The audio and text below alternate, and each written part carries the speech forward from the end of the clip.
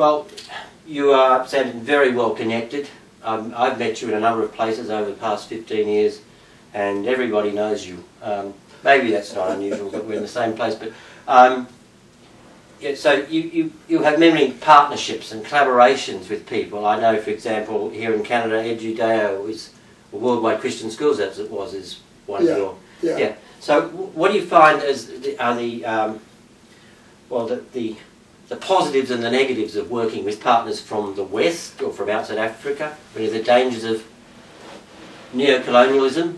It's very interesting. It's a very interesting question, and that's one thing that we need to prepare, that we shouldn't fall back into colonialism. Africa has gone through different eras, and then yes, I know there are many relationships that we have, but we are also to be the custodians of that type of relationship and to be the bridge of the relationship between our people because of the sensitivity of the past that they had, and sometimes with the mission. The way the mission was done in Africa, I think it contributed to make Africa to be what it is, because they created dualism. They brought education that is very secular and that is very anti-African way of thinking, because they regarded Africans as people cannot think. And then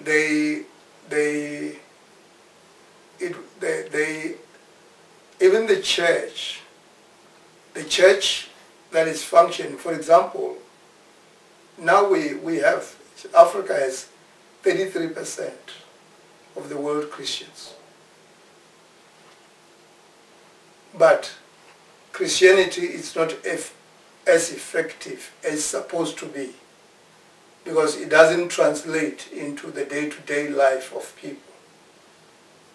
And now we are looking for a new way of doing mission, not a paternalistic type of a mission, but a partnership. The paternalistic type of a mission was that's on mission, even on schooling. It was a very kind of paternalistic. I'm doing it for you.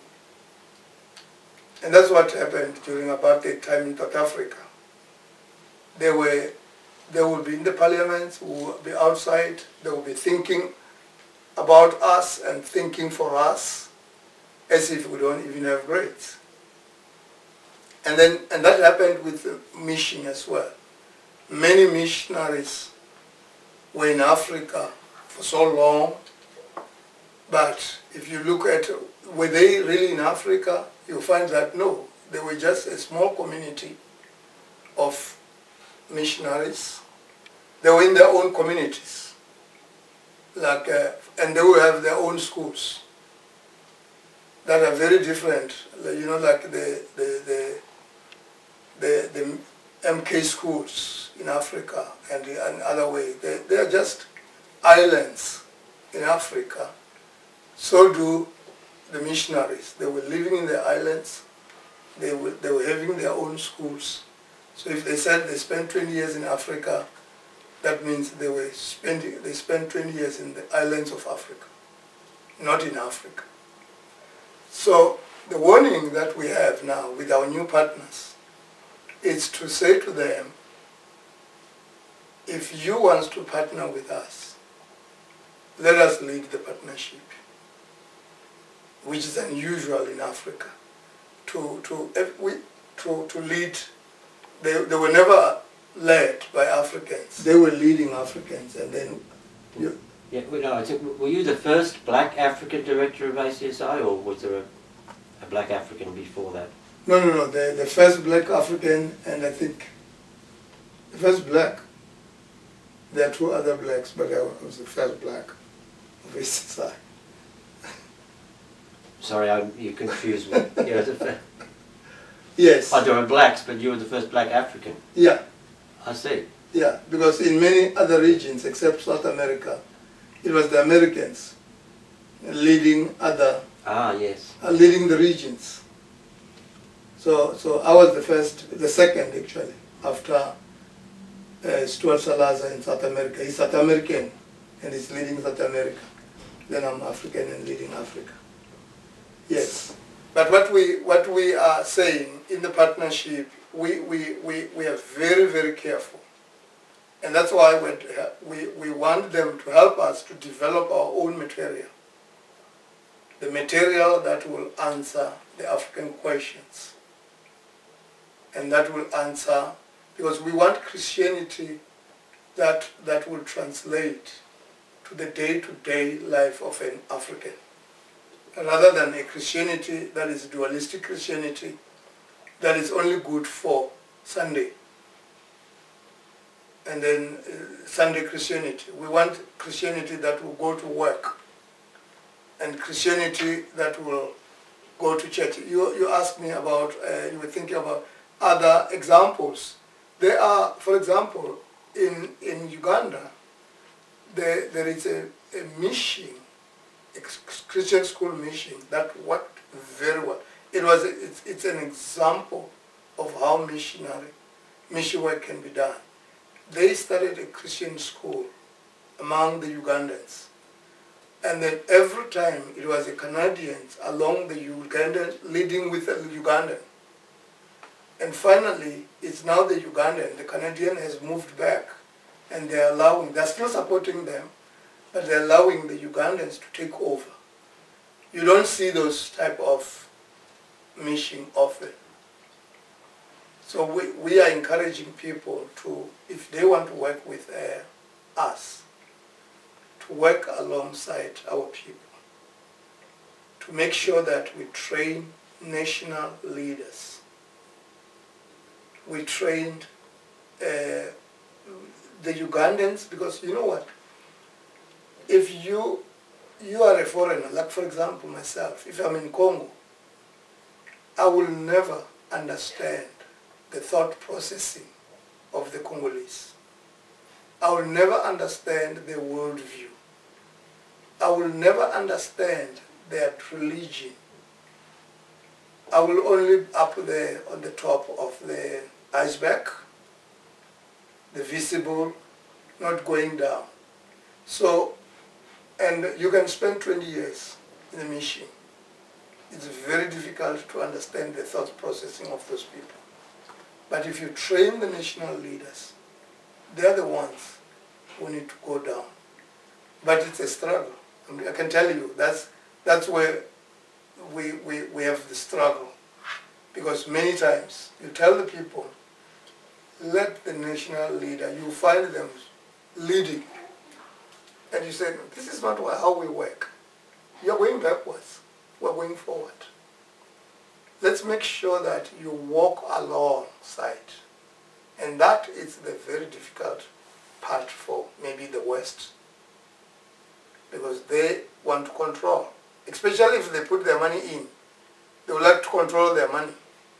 And then sometimes I say very arrogant things that better not give us your money if it's not redeemed. We need the money that is redeemed, that is given to the Lord, that can be used for the glory of the Lord, rather than for your glory at home. So those are the challenges that we are really facing. But we are overcoming. Because if I tell you, in Congo, it's only the Congolese who are leading. In Nigeria, it's Nigerians. Actually, in all the regions. And then I have some missionaries, very wonderful missionaries, like a girl from Canada called Sheila Dexter. She's amazing. She's working like if she's in Nigeria. I remember one Nigerian calling me, and she's our leader in Nigeria. She called me. She said, I heard that Sheila is going back to Canada. I said, no, she's just going back for the 6 months. She said, no. If they don't want to use her, I'm ready to buy her. You know, for that, coming from Africa, buying a Canadian, it was very interesting. And then I joked and I called Sheila. I said, the Nigerians want to buy you. How much will you cost? And then we were just joking, but it was true that she's working so well among them. So we have some good examples of people who are understanding what it means to work as partners. Wonderful. And people who don't understand that, who still wants to take control. I think of partnership. I remember visiting Shikaba in 1997. You had a staff of different ethnic backgrounds. Yes, yeah. You had students that were white and black, Yeah. and maybe Asian. I can't recall. Yeah, Asians as well. Yes. Yeah, we had over 50-50. We had 18 nationalities. 18 nationalities. Yeah. Yes. And 21 denominations. So that was a presumably a fairly unique sort of it was schooling experiment, so to speak. I think that's where I learned how to work with different nationalities and how to. I mean, there were a number of things that taught me what it means to bring people to reconciliations. I think the death of our son helped us a lot. And then, so, I mean, the death of Moses. That happened when you were studying I was here. It happened here while I was here in Toronto. And you heard the story, Mavis called you, or some family member, you got a telephone call? I was leading, Mavis called me that morning to tell me that they've killed our son. And the death of Moses helped us a lot to understand what it means to forgive. And through that, it helped me a lot to understand bringing the nationality together and under one name, under the leadership of Jesus Christ. I think reconciliation, my understanding of forgiveness and reconciliation, justice, came out of that. And also looking at what Mandela did, and then also looking at what Joseph did in Egypt, and with his brothers and so on. All those examples, they came together, and I didn't know God was preparing me to this situation where I was supposed to bring nations together, and then people of different colors together, and breaking the barriers that, the past barriers that were dividing the people. So it's God. It cannot be man, it's God who brought all those things together. I always think that all those things that happened, it was just a schooling. God was just preparing me for it was going through a school, like what he did with Moses, living in the desert, to lead his people through the desert. And then so that was my desert time. I'm sure. Yeah. So, and that taught me so much to understand forgiveness. You actually met the man who killed your son? No, we didn't. The one that I met is the one who shot me. Oh, the one who shot you? Yes. Yeah, the one who organized my shooting. That one I met, and I forgave him. But through her, she also contributed so much. My wife contributed so much in building me up, especially in understanding this forgiveness. We did this together, and it was good. Even this man who organized my shooting, she is the one who knew everything. And at the end, she said, "Can I tell you the truth? I know who organized your shooting, and these are the evidence. Then are you ready to forgive him?" And then I said, yes.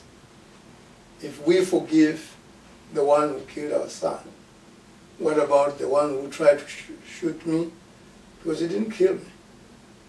And God was just teaching us something. So all these things, when I look back now, and what we are supposed to do in Africa, bringing the transformation of Africa through Christian education, bringing churches together, and then bringing denominations, bringing cultures, black and white. It's just God thing. There's no man who can do that. It's just God. You can only give yourself to Him and let Him do what He wants to do. Because when you're talking about being schooled for your leadership position, and then I was thinking of, Luther talked about the school of marriage, and then you talked about Mavis and what Mavis has taught you, what you've learned together, and that's beautiful. All these things that God brings to us, to people. Yes, exactly. Tragedies even that we have to work through, and yeah. Mm. And the challenge, the biggest one must be the challenge to forgive. That was big, but I think now when we look back, it's just an advantage, because that's why for the 41 years that we were together, we went through all those difficult things. She also went through. My repentance for her was a tragedy, because they treated her, they thought she's the one who took everything from me, which was their wealth. They prepared me so long, and now she just distracted their preparations. And so and in that incident, forgiveness was necessary. So, and Christianity is the only religion that is centered on forgiveness. The Muslim cannot do that. And they according to the Muslim,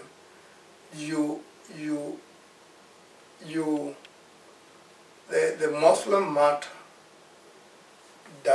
you die for what he believes. With the Christians, I die for what I believe. And then for them, they are very opposite of what we do. And the Jewish can't. And that's why Holocaust is still a serious, big problem for them. Because it's only Christ whose religion is based on forgiveness. So that's why I think for us, and that's Africa needs forgiveness, because there's so much hurt in the whole continent.